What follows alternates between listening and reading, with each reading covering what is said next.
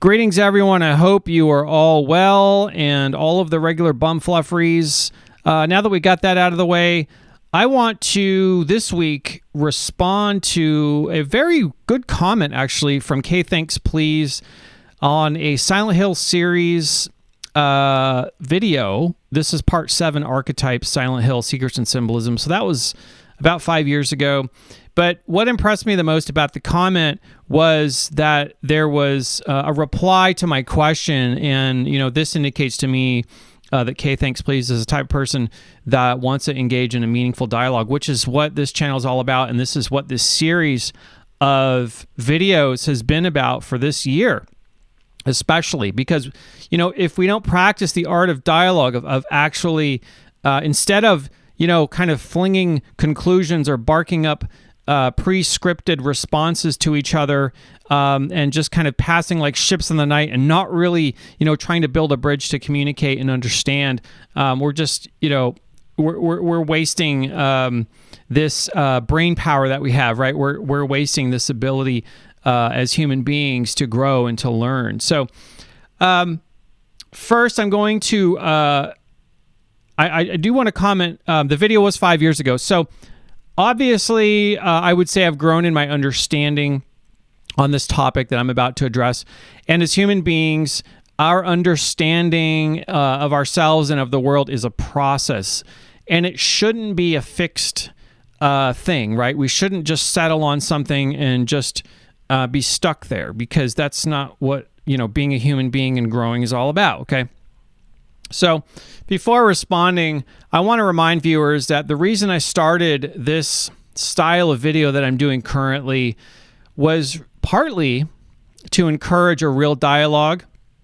And ironically, I couldn't have predicted that it would begin with a video that I did 5 years ago, but I can clearly see why it should start there. So I'm pleased to explore this, and I really want to go into this without any kind of fixed view. Now, having said that, the thing about having a fixed view versus seeing yourself as a process is, we can only comment on what we know at, any given time. So, on this day, February 15th, 2024, I can only speak to, my perception as it is today. I can't speak to my perception as it will be in the future, but I can, of course, talk about where I've come in 5 years since we're referencing this comment. Now, I also want to say, before I get into the comment from K Thanks Please and open up a wider dialogue, I do want to say that, philosophically speaking, a good argument doesn't determine who is right, but instead, a good argument really truly should make an effort to move closer to what the truth appears to be. Now, obviously, if we're speaking in conclusions and arguing over who has the ultimate truth, well, that's just a losing proposition on both sides, of course. So having a meaningful dialogue and trying to understand what it is we think we know, and then how to convey those ideas to others is always a process. So, in my journey just as a human being and learning and growing, maybe in the past few years, I've begun to see myself as a process, but I haven't always extended that sense to others. And so that's a point where I really need to work on, and I've fallen down in that area. So that's something lately that I've been thinking a lot about and seeing that, all of us, we have this wonderful potential for growth, okay? And as an INFJ person, I can be super judgmental, and that's something that I really have been working on. And it really, I really need to step into that perceptive side of myself, see other perspectives from other people's points of view, and, embrace that and understand that not only am I a process, I'm not a fixed sort of, being or a fixed object, but neither is anybody else, and everyone has that potential. And even if someone maybe seems very fixed, any kind of experience in someone's life could occur, or anything could happen. And I also have to remind myself, of course, that we can't change others. I mean, that's, we can only decide for ourselves and grow inwardly and really affect change, that really starts within ourselves. So that's definitely been a process for me. That's a learning process, and that's something that I'm trying to work towards.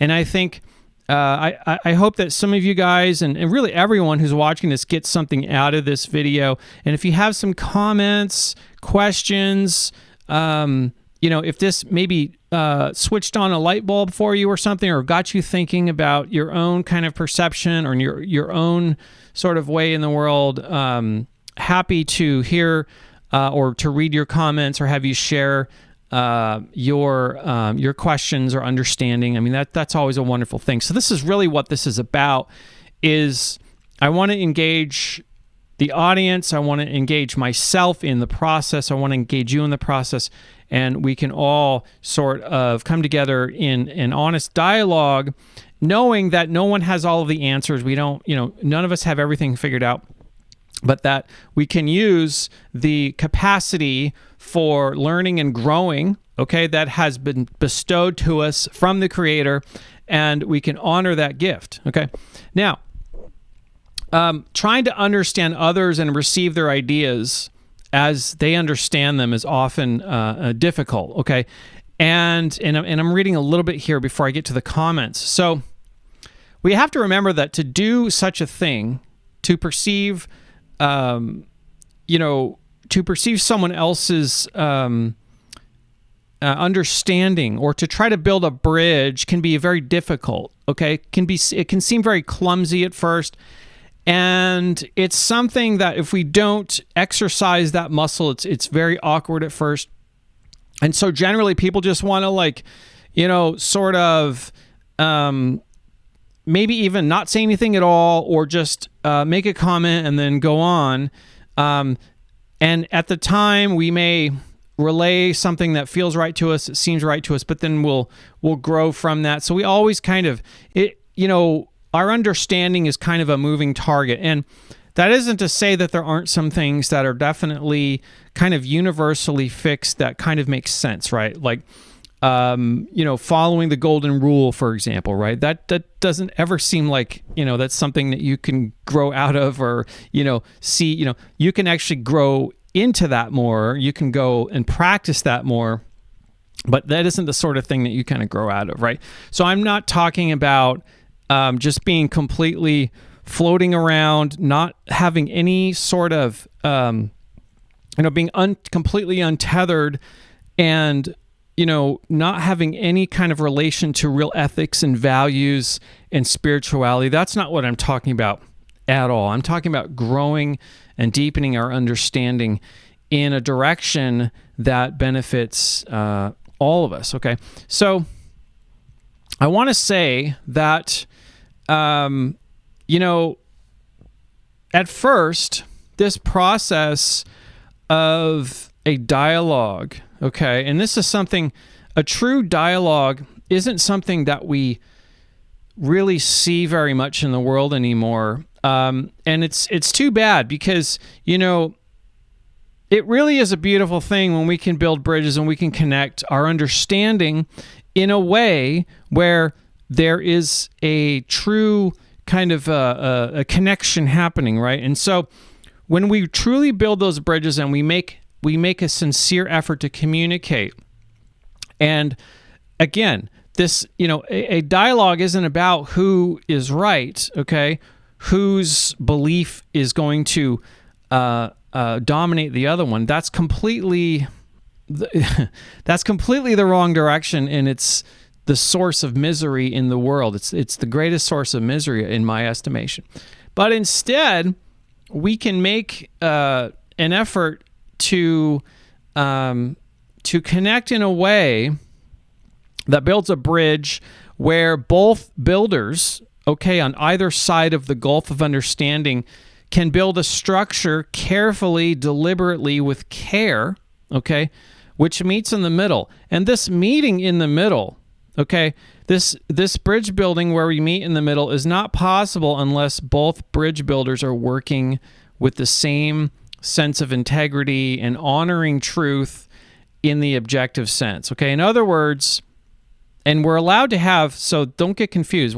This is a process, but we are allowed to have our own points of view. But there's a gulf, there's a middle ground, okay, that should be open for exploration, so that we can explore ideas without feeling some sort of, without feeling the obligation to believe them, okay? Because belief is like not our friend, guys. Belief is just sort of a secondhand knowing, okay? And I've done some videos about belief, and I'll probably do more in the future. So, in other words, we can't really deny objective laws, okay? We can't deny some of the core fundamental teachings of humanity through spirituality, through Jesus, right? Through Krishna, through Buddha, okay? We can't really ignore that stuff and expect to have a structure which is going to endure any scrutiny, okay? So that kind of goes without saying, really. Now, such a process does take time. It takes mental effort. It can take emotional effort. It can be very difficult and awkward, and you have to kind of be willing to sort of navigate through that, navigate through the choppy seas, as it were, in order to arrive at a kind of a clearer state. But when you do, the new insights afforded when you go through this difficult process of a dialogue, for those of us that are willing to do the work, it allows us to refine the process of our understanding and arrive at a place that gives us more clarity of understanding, and that is just you can't put a price on that. So, okay. So it started with this comment from K. Thanks, please. Great analysis and deep dive into this game that marked my childhood, but romanticizing Gnosticism, the occult, and Satanism, too much for my taste. Also, in some episodes, I felt you have almost kind of a sympathy for the devil and delivered some jabs at Christianity. This is wrong on so many levels. Look at our society today. Groups of insane people normalizing the abnormal, romanticizing their mental illness, and trying to impose their ideals on everyone else. These people are Gnostics, trying to recreate the world and society in their image because they believe they know better and have this occult hidden knowledge of how the world and society should be. I understand and agree to a certain extent that the occult is not always just about Satanism and the devil, but I know that nothing good comes from it, especially when people go further from God. Evil happens. Okay, so this was the initial comment, and before, because I want to get to K. Thanks, please's reply. Before I respond, let me just go to my comment. So in response, I say, thanks for your comment. I think you've got me all wrong, but that happens a lot. Let me ask you, who or what is the devil in relation to God in your estimation? And then let me read the final reply, and then I'll get into my full response here. So K. Thanks, please replies, I believe it's fair to say that Christians will relate Lucifer to the devil, but it seems to be two separate entities. So to me, both are the same and is pure evil. So I might have asked wrongly, but do you sympathize with Lucifer then? And just out of curiosity, if you care to answer, what are your thoughts on the normalization and romanticism of Satanism on our society? Because I see it growing every day. So this reply really got my attention because I thought, these are excellent questions. And so now let me reply to the first question, which is essentially, do you sympathize with Lucifer then? So first of all, I'm giving you a response, like 5 years after the time I made this video. And, thinking back and kind of feeling into where I was at that time, and also kind of the material I was going into and what was coming out of the video, and kind of what sort of connections I was making at the time. In that first Silent Hill series, I do recall that there was, so my feeling on it was I was going as deep as I could to understand this sense of what, how these occult influences were operating in the story of Silent Hill. And to answer your question, do I sympathize with Lucifer? I guess the question I was asking you in my comment was, do you see, and I'll go back to that, I asked you, who or what is the devil in relation to God in your estimation? The reason I was asking that question, I asked that question 2 days ago, was because in my understanding, I actually don't, and again, belief isn't a word that really I like to use at all. It doesn't seem to me that there is, so if we're going to talk about monotheism, because I would consider myself a monotheist. I would consider myself a spiritual person who is non-dualistic, who is a strictly monotheistic in the sense that there is only, so all things come from, are created by the Creator, okay? They're created by God. Now, I'm not a religious person, meaning I don't subscribe to any specific, framework that has been devised by some group or one individual who has then doled it out. Because, for someone like me, religion simply doesn't work in the sense that I don't need a lot of people are comfortable with kind of just sort of a superficial understanding of, here's the rules. And then, of course, you can't get a lot of people to sign up with, in religion. They're not even going to join up unless there's something in it for them. There's a reward, that kind of thing. But my attitude more is like, well, this experience I'm having in this moment is the reward. This moment I can have just, whatever it is, sitting in the sunshine, praying before a meal, just being completely filled with gratitude for every moment. That's a practice. That's a process for me that I've been going into deeper and deeper. And really, that's for me, that is that is the way. And so,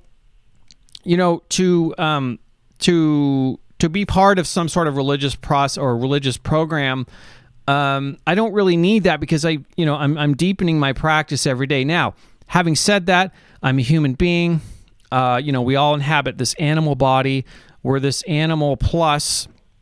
So, we have these animal desires, these basic animal needs and that sort of thing. And I'm very much aware of that. And, you don't need religion to realize that. You don't need someone else to tell you there's a Scooby snack at the end of the road and there's a reward for you. That works for some people, okay? That works for people who operate at a level that they're only concerned with what they're going to get. And when they pray, it's a prayer of trying to get something from God for themselves or for someone else, but it really isn't for the sake of just relating in the sense that all things are of and from God, okay? Now, my other view, or another view I just wanted to express briefly, is that, in the sense that there is the devil, and then there is God, or there is, Satan, okay, and then there is God. To me, the dualistic nature of, that kind of contradicts my monotheistic understanding or my monotheistic spiritual practice to have the perception that there is some other entity other than God, okay? And the reason I say this is because we as human beings, we human beings, we have a very limited scope of the world. We have a very limited view of reality as it is, okay? So our perception of reality is only through the human lens. And if we think about it that way, as a human being, we may have a propensity to think in a dualistic way. This is good, this is bad. And what that really is it's an egoic desire of this benefits me, this doesn't. I like this, I don't like that. Well, at a certain point in your spiritual journey, you may come to a point where you begin to sort of transcend this sense of dualistic good and evil, the devil and God, because if you think about it, if you have two entities or more, then that's polytheistic, okay? I don't see that there is Satan separate from God. I just see that there is God, and that our perception of something being bad, okay? So, for example, death. We see death as a bad thing. Well, actually, I don't see it that way anymore because God created the world, and there's a deep, understanding that's only for God that we'll never, that we can't come into. But, to me anyway, it feels like if we're so selfish in the sense that, we pray to God that something good happens, or that we think, we deserve some sort of reward after we die, and all of these things that are truly human conventions, that's just ego, okay? Suffice it to say, I don't think that Lucifer, the devil, is real. I think there's only the creator, and I think that is a consistent monotheistic point of view. And that's, the more I study the religions of India, the Mithraic traditions, the old Persian religion, even that's in the Persian religion is dualistic, but I see it in I guess more of a Kabbalistic sense, more in a sense that is holism instead of like a dualistic sense. And again, I'm not, there are plenty of Christian people that are thinking in terms or feeling and being in a holistic sense where they're strictly monotheist. But I think that there is the institutions of Christianity, being what they are, have sort of perverted the teachings, okay? So for Christians, and to answer your question about Christians, I don't have anything against Christians as people. I don't have anything against anyone as people. And, I've come a long way in those 5 years of being kind of a lot more judgmental in that sense. But I understand one key distinction with Christianity and a person who happens to be Christian. Okay, Christianity is an institutionalized form of thinking that kind of, gives a doctrine to the flock, okay? Now, most people are happy with or satisfied, or content with a Christian teaching that is handed down from an institution, okay?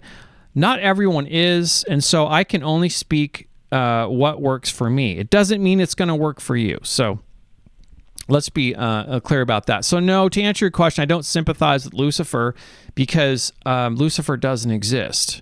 Okay, there is only God. Now, when I say that, we can still move away, right? We can move away from the natural laws of the universe created by by God, or we can move towards knowing God more and more.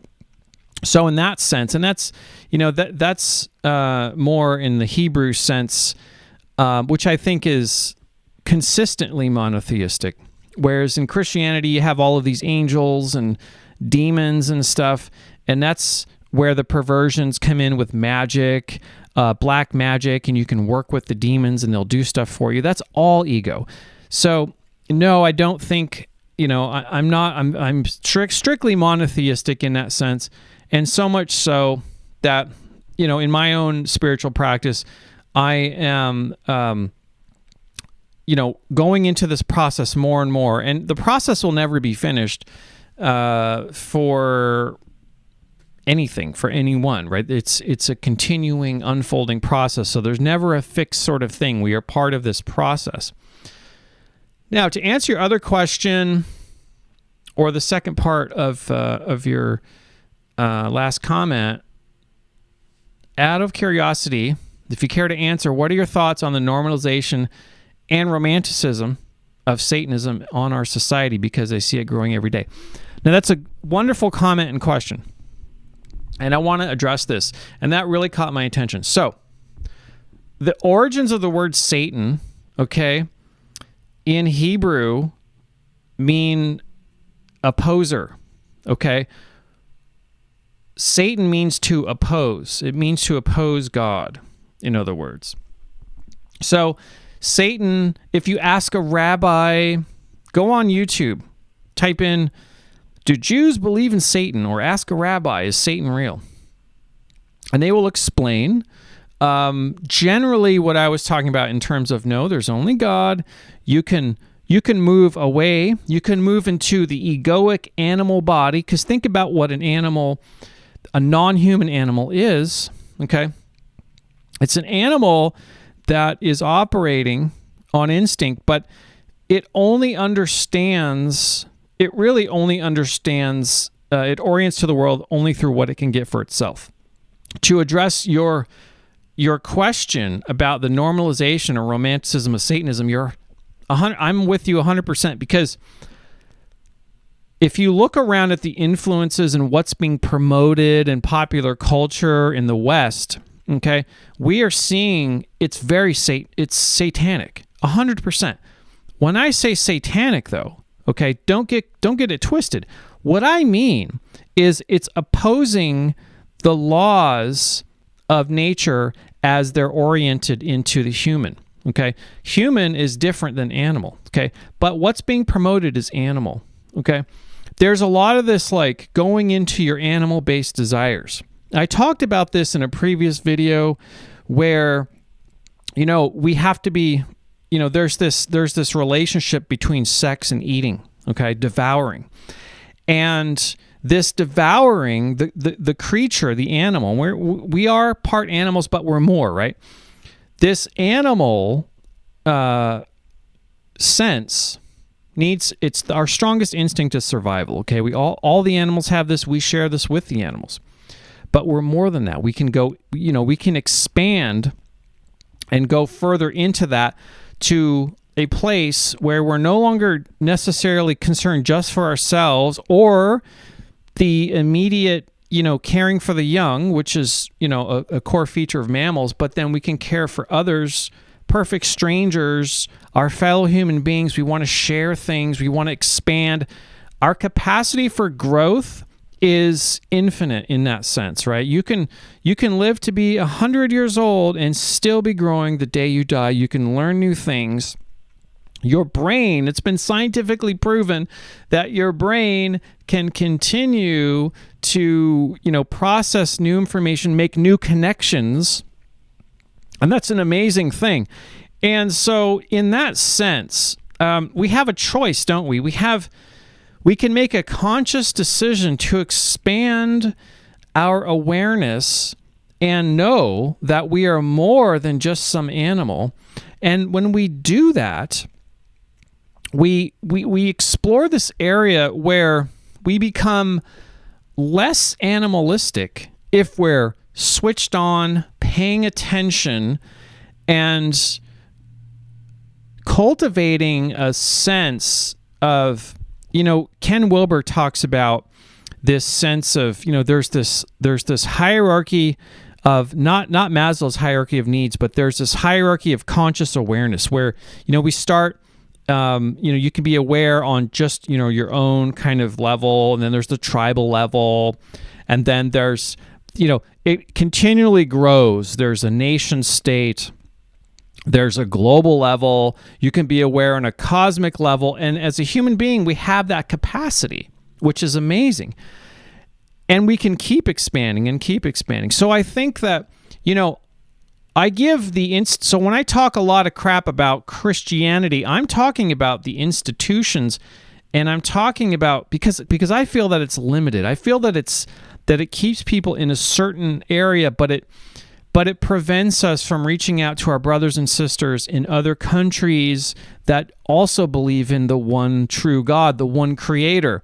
And it's a contradiction, isn't it, to think that our brothers and sisters in countries all over the world, whether they're Muslim or Hindu or other types of Christianity or, Jewish, Zoroastrian, Parsi, Sikhs, or Sikhs, or, Buddhists, what have you, right?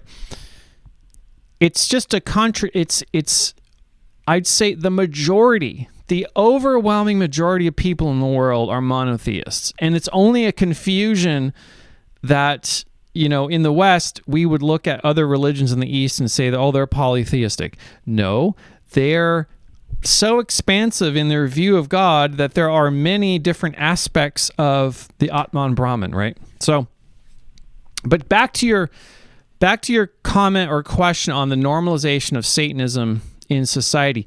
It's absolutely everywhere. And so this, what you can see quite clearly is the emphasis on the lower desires, okay? So it's food and sex, okay? Those things go together. If you look at one of my past videos, I talk about this sense of devouring from the animal body. And what is quite clear is that which is being promoted is animalistic and very satanic in nature. And when I say satanic, again, I mean that it is opposed to our higher, more expanded spiritual nature, because I feel like there is no compulsion or no innate desire for spiritual people, no matter what culture or what language. When they meet each other, there's no desire for them to fight each other. There's no, it's almost like you recognize each other immediately. And this sense of, when people say, there's always been war and there's always going to be war and that's just how humans are, that's the animalistic lower nature, okay? They want you in that state because you're predictable, you're easier to control, and when you're ignorant and easy to control and you act like an animal, your ignorance can be harvested and it is profitable. Okay? Did you hear what I said? It's profitable. It's profitable to create a society that's animalistic. Now, the problem with that, obviously, is that a great suffering begins to arise. And this is what we're seeing in the world. We're seeing a great suffering where if you're against your own nature, okay, if your house is divided, okay, and if you were a human being, but all that you were really kind of doing on a day-to-day basis is just servicing this animal side that's never going to be satisfied completely. It's never going to be satiated. There's going to be an emptiness that forms in your being. And there's going to be depression, and there's going to be all sorts of problems, diseases, right? Disease is dis-ease, okay? It's lack of ease, okay? The spiritual path, in contrast to that, is the path of ease. It's the path of expansion, feeling that you're connected with your fellow human beings around you, your brothers and sisters, okay, of all cultures and creeds, okay, this unity. And here's the big secret that they don't really want you to know, but I'm going to tell you, and you probably have already felt this, and I hope you already know this, but if not, the world is deeply connected, integrally connected. It's a complete operating interconnected system, okay? But the way we're educated is disconnected. It's dualistic, okay? All the way through the religions, the schooling system, okay? What's promoted in popular culture, all of that, okay, is disconnected. It's dualistic. It's this or that. It's dominator thinking, okay? On the other hand, we have unity, we have partnership, we have a system where things are actually connected. Because if we're talking about objective reality, okay, in objective reality, the entire world is deeply integrally connected, okay? It may not be incredibly obvious because you can't perceive that if you're educated in a disconnected, dualistic way.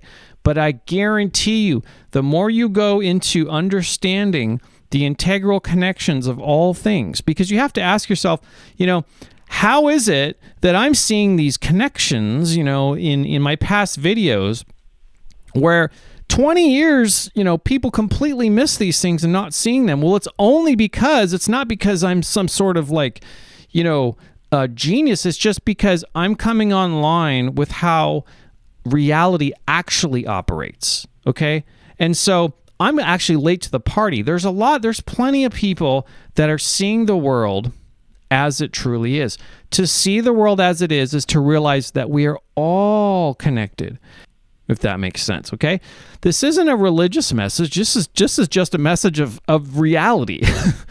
And the message of reality is that everything is integrally connected, okay? You can call it God. You can call it, the Atman Brahman. You can call it the universe. You can call it the spiritual path. You can call it anything you want. But every single religion on this planet, every single discipline of science, everything, every sort of thing can be related to something else, okay? Because there is a holism to all of the natural operations, okay? And all of mankind's natural inclinations, okay? Science is built on our natural inclination to understand the world in a deeper sense, right? Religion is a similar compulsion. All of these institutions we've created are not inherently bad. They do corrupt the original ideas. However, the compulsions or the desires that we have that end up in bringing us to a state where we create these institutions, okay?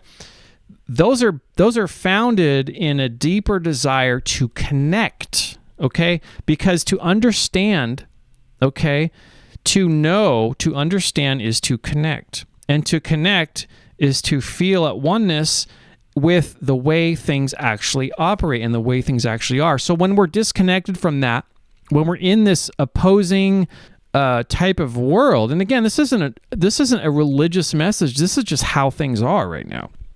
But the more that we go into this animalistic way of living, okay, just fulfilling our base desires, okay, getting some cheap garbage food, having some rote, mechanical, very animalistic sex, doing these things that contradict our nature as human beings, that's making us sick. That's making us suffer. So I agree with you, K Thanks Please, 100% that this normalization and this romanticism of Satanism, it's done by design because it makes people so much more easier to control. Because if you make a society more animalistic, what is an animal? An animal operates on instinct, and they're very predictable, right?